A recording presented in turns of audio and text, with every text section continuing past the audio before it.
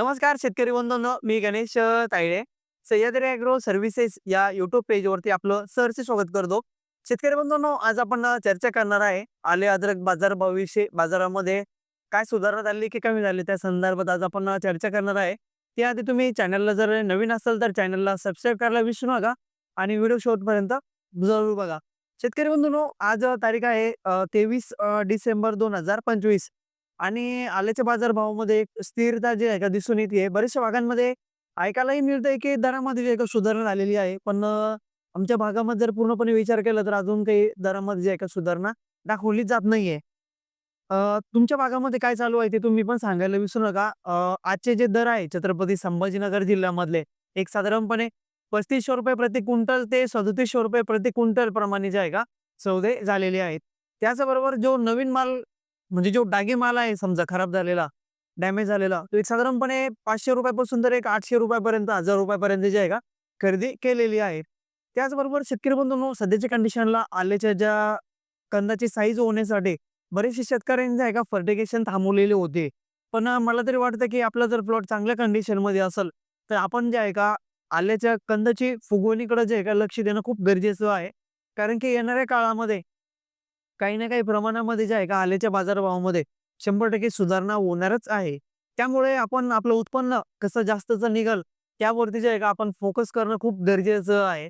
त्यामध्ये जर आपण विचार केला तर विद्रव्य जे खत आहे, ज्यामध्ये समजा पोटॅशियम आहे, त्याचबरोबर फॉस्फरस आहे, या अशा ग्रेडचं जे आहे का आपल्याला वापर करायचं आहे.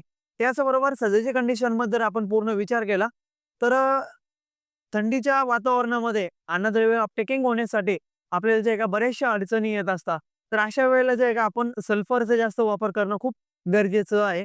त्याचबरोबर जर आपण जैविकमध्ये जर विचार करायचं ठरलं, तर आपण जो गूळ असतो, तर गुळाचा देखील आपण जे आहे का वापर करायचा आहे. जेणेकरून जमिनीमध्ये जर हीट तयार झाली, उष्णता जर निर्माण झाली, तर अशा वेळेला जे आहे का झाडाला अन्नद्रव्य मिळवण्यासाठी अतिशय चांगल्या प्रकारे जे आहे का आपल्याला त्याची मदत होत असते. आणि त्याचबरोबर आपल्या उत्पन्नामध्ये जे आहे का देखील वाढ होण्यासाठी अतिशय चांगल्या प्रकारे जे आहे का आपल्याला जे आहे का फायदा होत असतो. त्यामुळे आपण आपला आल्याचा प्लॉट जरी चांगल्या कंडिशनमध्ये असेल, आपल्याला जर साठी जर त्या प्लॉटला द्यायचं असेल, तर आपण जे आहे का इथून पुढे सुद्धा थोड्या-थोड्या प्रमाणामध्ये फर्टिगेशन चालू ठेवणं खूप गरजेचं आहे.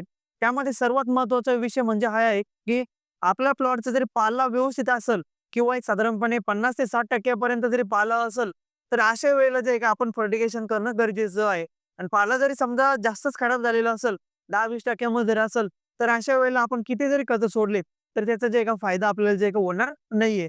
कारण त्याचं जेव्हा कुठल्याही पिकाला जे आहे का सूर्यप्रकाश मिळणं खूप गरजेचं असतं आणि पिकाला सूर्यप्रकाश मिळत असतो त्याच्या पानाद्वारे जे आहे का सूर्यप्रकाश मिळत असतो. पण आल्याचे जरी पूर्ण पानं बसलेलं असेल, तर अशा वेळेला जे आहे का आपल्याला जे आहे का जे आपण फर्टिगेशन करत असतो, ड्रिपद्वारे जे खतं देत असतो, ते झाड जे आहे का अपटेकिंग करत नसतं. त्यामुळे जे आहे का आपल्याला याची सुद्धा काळजी घेणं खूप गरजेचं आहे. आजचे जे बाजारभाव तुम्हाला मी सांगितले, ते छत्रपती संभाजीनगर जिल्ह्यामधले होते. तुमच्या भागामध्ये काय दर चालू आहे, ते तुम्ही सांगायला देखील विसरू नका. धन्यवाद.